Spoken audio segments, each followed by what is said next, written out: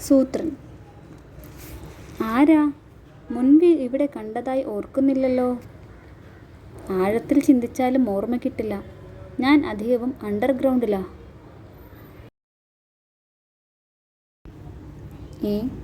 ഒളിവിലാണോ? എന്തെങ്കിലും കീറാമുട്ടി ഒപ്പിച്ച് മുങ്ങി നടപ്പാണോ? അതല്ല, കുഴിക്കകത്താണ് എന്ന്. എൻ്റെ അമ്മോ, പ്രേതം!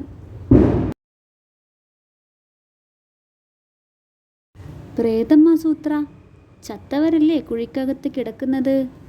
ഷേ, കുഴിയിൽ കിടപ്പല്ല, പരിശോധന, ആഴത്തിലുള്ള പരിശോധന. ഓ, അതിനിടയിൽ പരിചയപ്പെടാൻ മറന്നു. ഞാൻ ചേർക്കുഴിപ്പുലി. പേരിലും കുഴിയുണ്ട്. മണ്ണിൽ ഒളിച്ചിരിക്കുന്ന സത്യങ്ങൾ പുറത്തു കൊണ്ടുവരുന്ന ജോലിയാ. ഹാവോ, രക്ഷപ്പെട്ടു.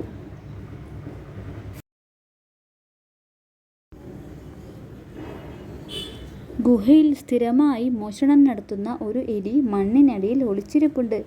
അവനെ പുറത്തു കൊണ്ടുവരാമോ? ആ പണിയല്ല. ഗുഹയിൽ സ്ഥിരമായി മോഷണം നടത്തുന്ന ഒരു എലി മണ്ണിനടിയിൽ ഒളിച്ചിരിപ്പുണ്ട്. അവനെ പുറത്തു കൊണ്ടുവരാമോ? ആ പണിയല്ല. മണ്ണ് കുഴിച്ച് കിട്ടുന്ന എല്ല്, പല്ല്, നഖം ഇതൊക്കെ നോക്കി ആഴത്തിൽ പഠിക്കും. പിന്നെ ആഴം. എന്നിട്ട് പണ്ടിവിടെ ജീവിച്ചിരുന്ന ജീവികൾ ഏതൊക്കെയാണെന്ന് കണ്ടുപിടിക്കും. പണ്ടെന്ന് പറഞ്ഞാൽ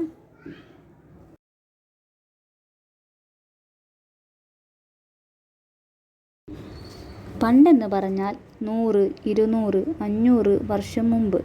അയ്യോ, അത്രയും പണ്ട് കണ്ടുപിടിക്കാൻ പറ്റുമോ?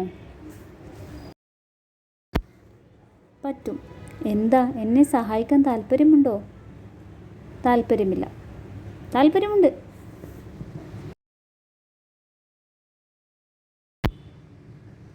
ആഴത്തിൽ കുഴി നല്ല രസമാ.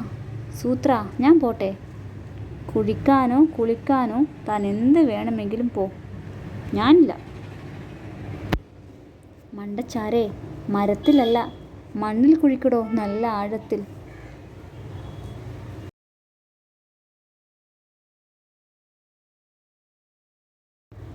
ഇവിടെ കുഴിച്ചാൽ ഒന്നും കിട്ടാനില്ല. ഞാൻ പണി നിർത്തി. ഞാൻ കുറച്ചുകൂടി കുഴിക്കട്ടെ. നല്ല രസം.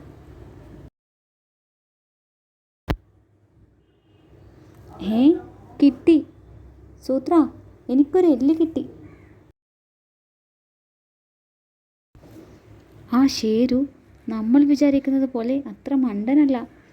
ഇന്നലെ അങ്ങേരുടെ ഗുഹയിൽ നിന്ന് ഞാനൊരു ഇറച്ചി കഷണം അടിച്ചു മാറ്റി. ഇന്ന് അങ്ങേര് ബുദ്ധിപൂർവ്വം സ്ഥലം കണ്ടെത്തി തെളിവ് ശേഖരിച്ചു. എങ്കിൽ നമ്മളിനി സൂക്ഷിക്കണം. കട്ടതെല്ലാം കുറേ കൂടി ആഴത്തിൽ കൊണ്ടുവയ്ക്കണം.